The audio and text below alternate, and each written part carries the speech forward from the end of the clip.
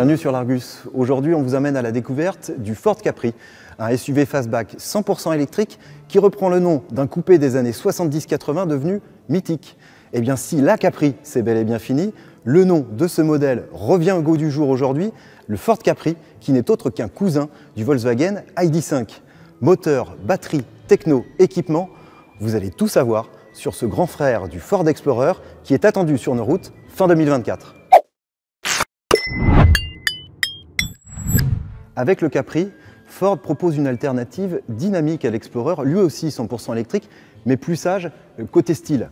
Alors ses dimensions sont quasi identiques à celles du Volkswagen ID.5, il mesure 4,63 m de long pour 1,87 m de large et 1,63 m de haut. Son gabarit est donc supérieur à celui de l'Explorer de 16 cm en longueur et de 3 cm en hauteur.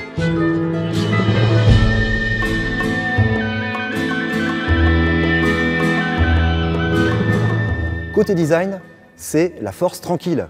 Son long capot nervuré, d'ailleurs cette nervure, c'est un clin d'œil à la Capri originale. Ce long capot nervuré, il va plonger sur une calandre pleine, noire, qui accueille en son centre le logo de la marque. Ces optiques de phare ovoïdes font écho à la signature lumineuse de ces feux de jour à LED, composés de 2 fines barrettes horizontales, légèrement arrondies. Son bouclier massif joue la carte du dynamisme avec des écopes latérales de couleurs contrastées et une large ouverture en partie basse, comparable à celle que l'on retrouve sur des modèles thermiques. Si sa silhouette apparaît plus fine que celle de l'Explorer, notamment grâce à ses bas de porte noir brillant, pour autant, ça n'est pas un SUV coupé, c'est plutôt un SUV fastback. Pourquoi ? Parce que sa ligne de toit n'est en réalité pas plongeante. Et puis, ce que l'on remarque aussi, c'est que les vitres arrière sont totalement droites, alors que sur un SUV coupé, elles sont biseautées. Alors cet effet coupé, Ford est parvenu à l'obtenir avec 2 choses. Le montant-C très incliné, et puis également, et c'est logique puisqu'elle suit cette inclinaison, cette lunette arrière excessivement inclinée, et visuellement, je dois dire que ça marche plutôt bien. D'ailleurs, à y regarder de plus près, son profil se rapproche beaucoup de celui du Peugeot 3008.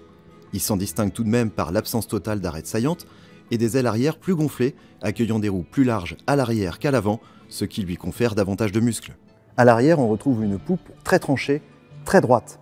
Les feux sont haut perchés dans le prolongement de la ceinture de caisse et adoptent une signature lumineuse très horizontale, à 2 étages, avec des lignes légèrement arrondies, identiques à celles de l'avant. Ils sont reliés entre eux par un bandeau noir translucide qui abrite le nom du modèle en 3 dimensions. Le pare-choc fait corps avec le reste de la carrosserie et présente des galbes visuellement plus doux que dynamiques.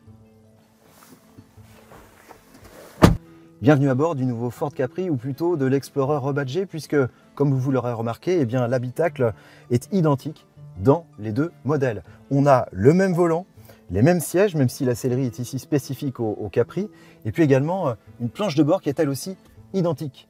Les 2 modèles embarquent également un écran central tactile de 14,6 pouces.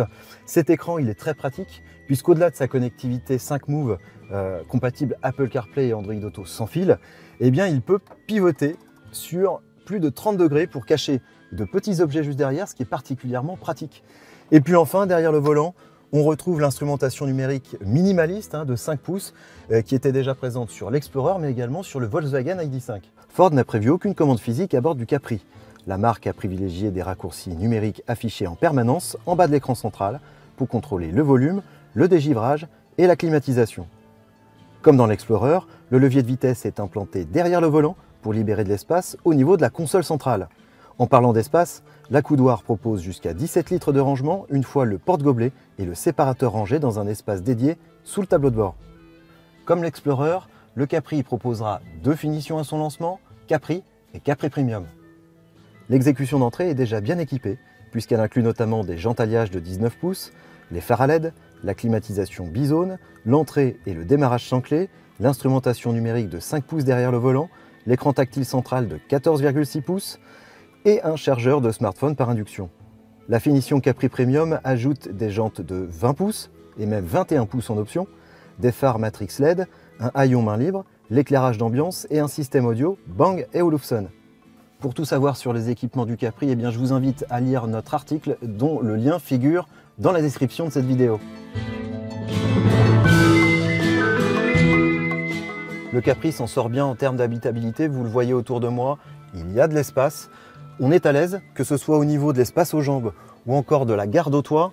D'ailleurs, cette garde au toit qui est bien aidée par ce faux profil de coupé dont on a parlé tout à l'heure. Alors la 5e place, celle qui est au milieu, eh bien, elle est moins large que les deux qui se trouvent sur le côté, assez classique. Assez classique aussi pour vous dire que cette place, elle sera limitée aux courts trajets ou pour les enfants, en tout cas, ça sera plutôt une place d'appoint.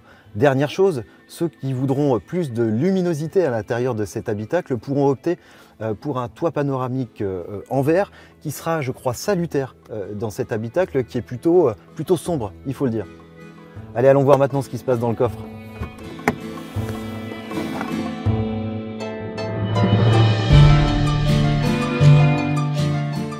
Vous avez vu qu'on a une belle habitabilité à l'arrière grâce à l'empattement de 2,77 m de long, identique à celui de l'ID5. Eh bien, le coffre nous réserve lui aussi une très belle surprise. Bonne surprise, on dispose ici d'un coffre très logeable de 572 litres sous tablette, doté d'un double fond. C'est 23 litres de plus que l'ID5 dont il dérive. La capacité maximale de chargement, une fois la banquette rabattue, passe à 1510 litres. C'est en revanche 51 litres de moins que son cousin technique ID5.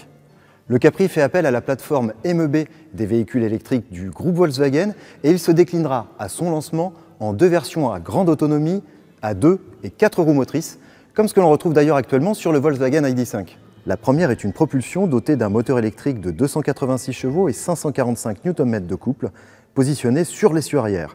Cette version embarque une batterie NMC d'une capacité de 77 kWh pour une autonomie maximale de 627 km en cycle WLTP.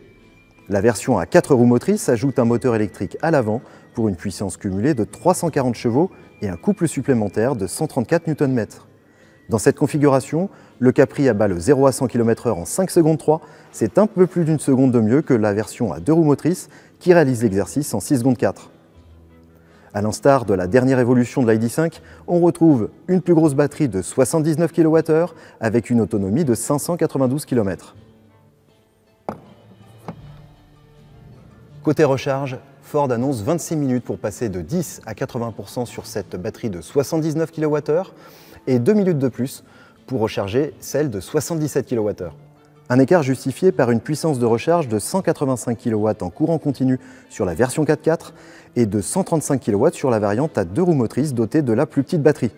Quelle que soit la batterie, le Capri se dote d'un chargeur embarqué de 11 kW pour brancher le véhicule chez soi en courant alternatif. Dans le courant du 4e trimestre 2024, Ford ouvrira les commandes d'une version à propulsion de 170 chevaux à autonomie standard, dotée d'une batterie de 52 kWh. On ignore encore le rayon d'action de cette variante qui adoptera une configuration identique à la Volkswagen ID4 qui propose quant à elle 363 km d'autonomie.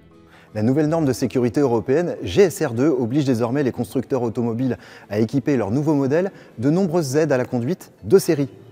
Le Capri n'échappe pas à la règle et embarque notamment le freinage automatique d'urgence, la reconnaissance des panneaux de signalisation, l'aide au maintien dans la voie ou encore le régulateur de vitesse adaptatif intelligent. En option, un pack Driver Assist inclut en plus l'affichage tête haute, l'aide au stationnement actif, une assistance de changement de voie et de centrage dans la voie, ainsi que la caméra à 360 degrés. Côté tarif, le Capri s'affichera à partir de 46 400 € en version à propulsion de 170 chevaux et en finition de base. Un ticket d'entrée inférieur à la barre des 47 000 € qui lui permettra d'être éligible au bonus écologique de 4 000 €. La propulsion de 286 chevaux à autonomie étendue demandera quant à elle 49 400 € au minimum et la 4 roues motrices de 340 chevaux, 56 400 €. La finition premium, accessible avec un pack d'options dédié, sera facturée 3 600 € de plus, quelle que soit la motorisation choisie.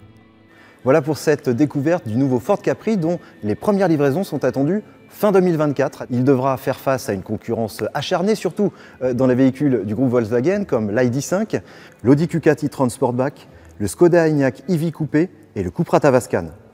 Sera-t-il en mesure de tenir la dragée haute à tous ses rivaux? Eh bien, nous le verrons lors de notre premier essai en octobre prochain.